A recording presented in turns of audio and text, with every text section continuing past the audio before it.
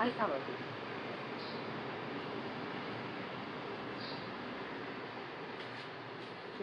चौथीपर्यंतच ठेव.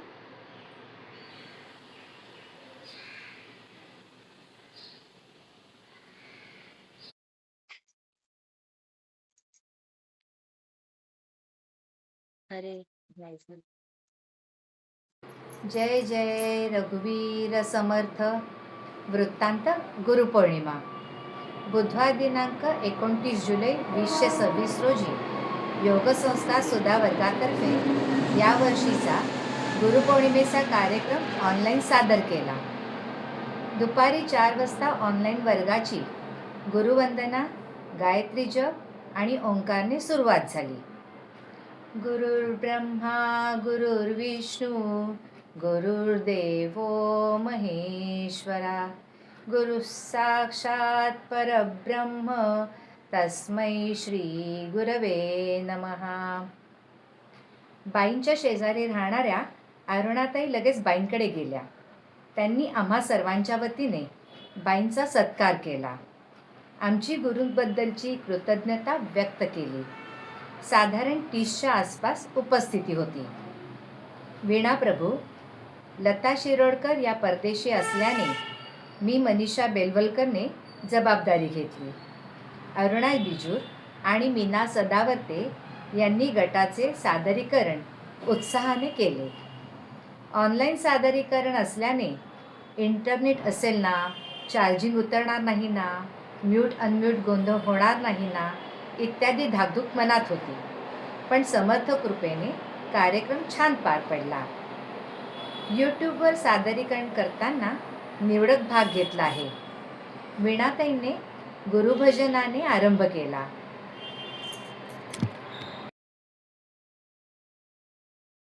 आज गुरुपौर्णिमेच्या दिवशी भगवान दत्तात्रेयांस माझे पहिले वंदन. कारण स्वयं गुरु असूनही त्यांनी आपल्या आयुष्यात 24 गुरु केले होते. त्यांनी राजा यदूला दिलेली ही माहिती भागवत पुराणात सांगितलेली आहे. मध्ये त्यांनी प्रकृती, प्राणी आणि मानव यांना आपले गुरु मानून प्रत्येकाकडून काही ना काही ज्ञान व बोध घेतला होता. गुरु परमात्मा परेषु, गुरु परमात्मा परेषु, ऐसा ज्याचा दृढ विश्वासु, ऐसा ज्याचा दृढ विश्वासु, गुरु परमात्मा परेषु, देवतयाचा अंकिला,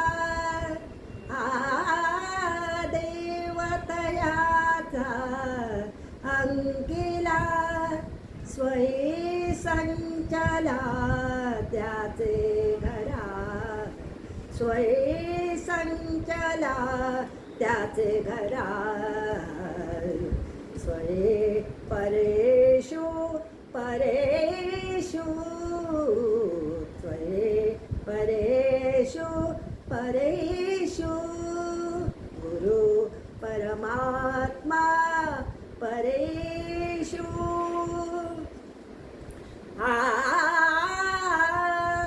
एका जनार्दनी गुरुदेव, एका जनार्दनी गुरुदेव, येथे नाही बा संशय, येथे नाही बा संशय, गुरुदेव गुरुदेव गुरुदेव गुरुदेव, गुरु परमात्मा परेषु, गुरु परमात्मा परेषु, गुरु परमात्मा परेषु.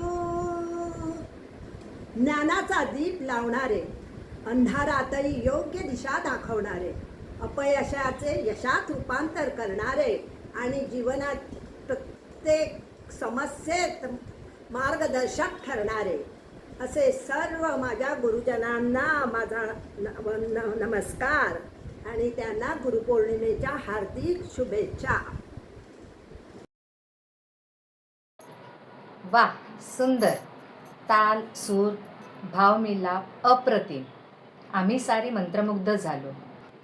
जलजाताईंनी गुरुशिष्य नात्याबद्दल दृष्टांत देऊन सांगितले. लीला मॅडमने आध्यात्मिक मार्गदर्शन करणारे गुरु कसे असतात यावर भर दिला. या दोघींनी सफाईदार सोप्या इंग्लिश भाषेत मार्गदर्शन केले. समिधाताईने दत्ताच्या फोटोपुढे दीपदर्शन करून गुरुची महती सांगितली. आरतीताईने चित्राच्या साह्याने गुरु सर्व चराचरात कसा असतो हे कथन केले. अपर्णाताईने गुरु मार्गदाता हे पद म्हटले.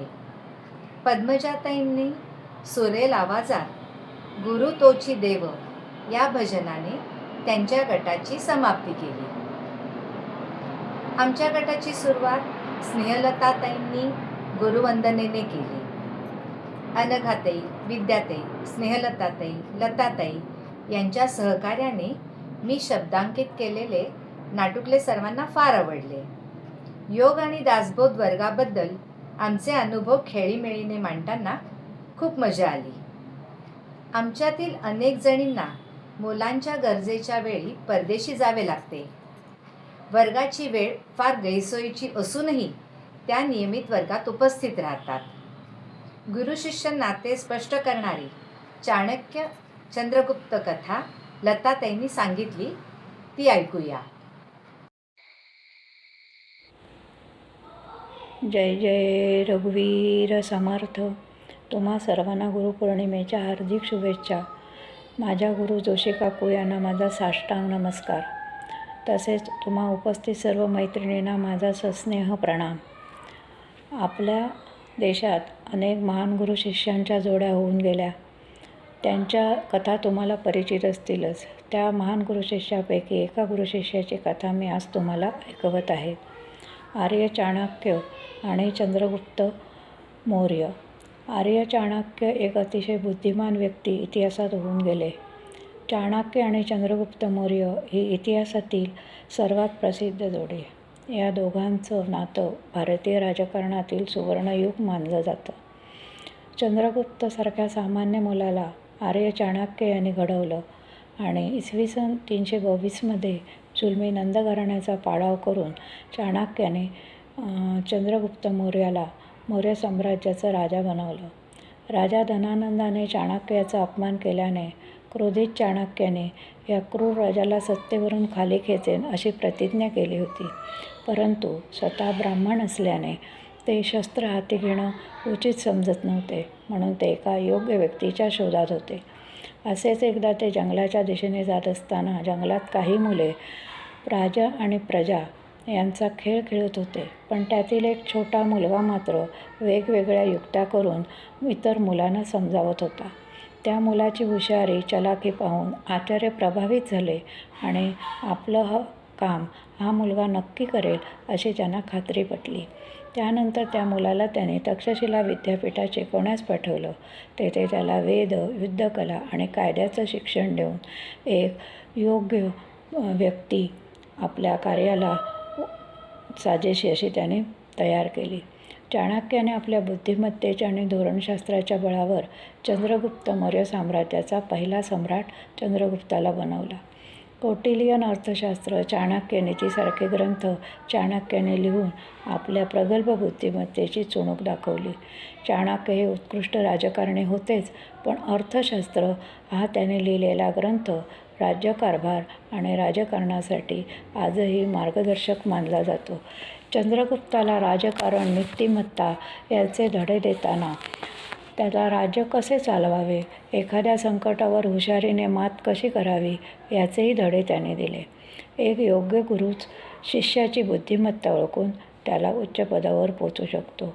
धन्य ते गुरु आणि त्यांच्याच सल्ल्याने मोठा झालेला सम्राट, त्यांचा हा धन्य आगळा वेगळा शिष्य चंद्रगुप्त मौर्य. धन्यवाद. नमस्कार. कथा ऐकताना 8वी-9वीच्या इतिहासाच्या वर्गाला बसल्यासारखं वाटलं. अरुणाताईंच्या गटाचा प्रारंभ सुनीताताईने तिच्या गुरुस्तवनाने केला. सुवर्णाताईंनी गुरुपादुका स्तोत्र म्हटले. अरुणाताईंनी त्यांच्या ज्ञातीतील गुरूंची परंपरा सांगितली. पीठावर असलेल्या गुरूंची नावे सांगणारे पद त्यांनी सादर केले. उल्काताईंच्या गुरु महाराज गुरु जय जय परब्रह्म सद्गुरु या भजनाने गटाची सांगता झाली. ते ऐकूया. गुरु महाराज गुरु जय जय परब्रह्म सद्गुरु. गुरु महाराज गुरु जय जय परब्रह्म सद्गुरु. रूप जयाचे मन बुद्धीचे वाचे अगोचरू. रूप जयाचे मन बुद्धीचे वाचे अगोचरू. गुरु महाराज गुरु जय जय परब्रह्म सद्गुरु. गुरु महाराज गुरु जय जय परब्रह्म सद्गुरु. चारी मुक्तिदायक तो हा उदार कल्पतरू. चारी मुक्तिदायक तो हा उदार कल्पतरू. गुरु महाराज गुरु जय जय परब्रह्म सद्गुरु. गुरु महाराज गुरु जय जय परब्रह्म सद्गुरु. आत्मा राम राम ज्याचा गोपाल करुणा करू. आत्मा राम राम ज्याचा गोपाल करुणा करू. गुरु महाराज गुरु जय जय परब्रह्म सद्गुरु. गुरु महाराज गुरु जय जय परब्रह्म सद्गुरु. उल्काताईंच्या गुरुस्मरणानंतर मीनाताईंच्या गटाने सादरीकरण केले. मीनाताईंनी विसरू कसा मी गुरुपादुकाला हे अष्टक म्हटले. सुधाताईंनी गुरूंवरचा अभंग म्हटला. मंगलाताईंनी गुरुजी तुम्हारे वचनों से ज्ञान बहता है हे हिंदीमध्ये भजन म्हटले. बीनाताईंच्या एकपात्री सादरीकरणाने कार्यक्रमाची सांगता झाली. बाळा, ज्याची दृष्टी निर्मळ आहे त्याला प्रत्येक गोष्टीत गुरु दिसतो. तू विचारलेस म्हणून मी तुला माझे तीन गुरु सांगतो. ते कोण प्रभू? पहिले कमळ. ते चिखलात उगवते, पण त्याला चिखलाचा स्पर्श होत नाही. संसारात राहून अहंकाराचा स्पर्श होत नाही. तो माझा पहिला गुरु. दुसरा गुरु कोण? दुसरा गुरु जल. तो सर्वांना जीवन देतो, सर्वांची तहान भागवतो. ते स्वतः गोड आहे, पण कोणाशी भेदभाव करत नाही. ते सर्वांशी समानतेने वागतो. ते माझे दुसरे गुरु. तिसरा गुरु कोण? तिसरा गुरु वायू. तो कुठेही जातो, कोणालाही दिसत नाही, सर्वांना प्राणवायू देतो, पण त्याबद्दल तो काहीच मागत नाही. जो निरपेक्ष भावनेने कर्म करतो, जो माझा तिसरा गुरु. प्रभू, तुम्ही कोण आहात? हे सांगण्याचे कारण काय? माझ्या सांगण्याचे उत्तर एकच आहे, ते म्हणजे अवधूत. अवधूत चिंतन श्री गुरुदेव दत्त श्री स्वामी समर्थ. गटात नसलेल्या उपस्थितांनी आपले विचार मांडले. सखोल अभ्यास वर्गातील ज्येष्ठ भगिनी आशाताई मेढेकर यांनी त्यांच्या मनोगतात दासबोध अभ्यास जीवनाच्या या वळणावर कसा आधारस्तंभ झाला हे सांगितले. बाईंच्या इच्छेला मान देऊन अरे संसार संसार या चालीवर पहिल्या पावसाचा अनुभव शब्दांकित केलेली त्यांची कविता सादर केली. दासबोध अभ्यासामुळे आध्यात्मिक बैठक कशी लाभली हे प्राची कुलकर्णी आणि सरोजिनी म्हात्रे यांनी आवर्जून सांगितले. मुळात अक्कलकोट स्वामींचे अनुग्रहित असलेले अतुल फणसे वरिष्ठ पदावर कार्यरत, क्रिकेट खेळाडूंचे मार्गदर्शक. दासबोध अभ्यास करू लागल्यापासून आध्यात्मिक विचारांबरोबर समर्थांच्या व्यावहारिक शिकवणीचा परिणाम झाला. कार्यकर्त्यांना नवी दिशा मिळाली हे त्यांनी उदाहरणासह सांगितले. शिक्षकी पेशात असलेली वैशालीताई भोसले यांना मुलांवर संस्कार करताना दासबोधातील तत्त्वे वापरता आली. शांतीपाठ होऊन कार्यक्रम संपन्न झाला. असतो मा सद्गमय तमसो मा ज्योतिर्गमय मृत्योर्मा अमृतं गमय. ओम शांती शांती शांती.